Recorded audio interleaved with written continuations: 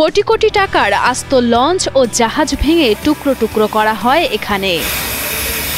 লঞ্চের ইঞ্জিনের ভেতর ঢালাই ভাঙা থেকে শুরু করে লোহা, তামা, পিতল সহ যে সকল পদার্থ থাকে সমস্ত খুঁটিনাটি সবই ভাঙেন এই শ্রমিকরা। 1.5 থেকে 2 মাস সময় নিয়ে পুরো আস্ত একটি লঞ্চ বা লাইটার জাহাজ ভাঙেন তারা।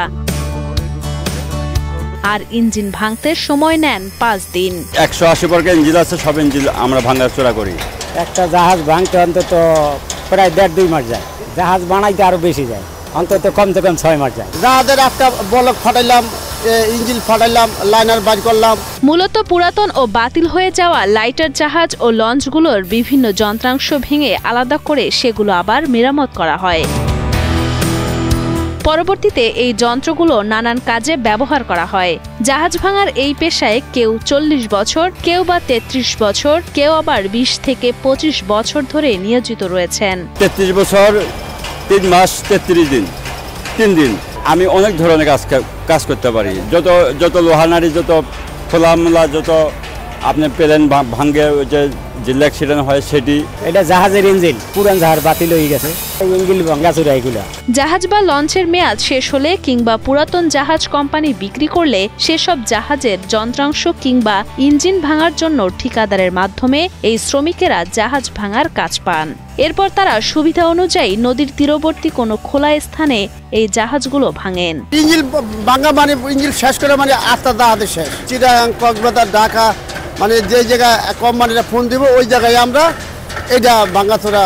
এ সকল জাহাজের ইঞ্জিন থেকে শুরু করে যে সকল ভারী বস্তু থাকে সেগুলো পরিপূর্ণভাবে ভেঙে ফেলানোর পর সেগুলো আবার বিভিন্ন পার্টির কাছে আলাদা আলাদা বিক্রি করা হয়। আবার কখনো কখনো পুনরায় ঢালাই করে অন্য জাহাজের কাজেও ব্যবহার করা হয়। এটি যে আপনার ভেঙে লাইলন পিস্টন বানাবো, কয়রা বানাবো, টিবিকল বানাবো, বিভিন্ন আইটেম আর কি ঢালাই দিয়ে চলে। জিনিসটা বাদ হয়ে যায়, বাদ হওয়ার পরে এটা কোম্পানিটা বেঁচে আলার পরে এটা আবার টুকরা টুকরা করে আবার যারা নতুন করে পার্টস বানায় এই ঢালাই দেওয়া আবার বানানো হয়। প্রতিদিন সকাল 8টা থেকে কাজ শুরু করে বিকেল 5টা পর্যন্ত জাহাজ ভাঙার কাজ করেন এই কর্মীরা।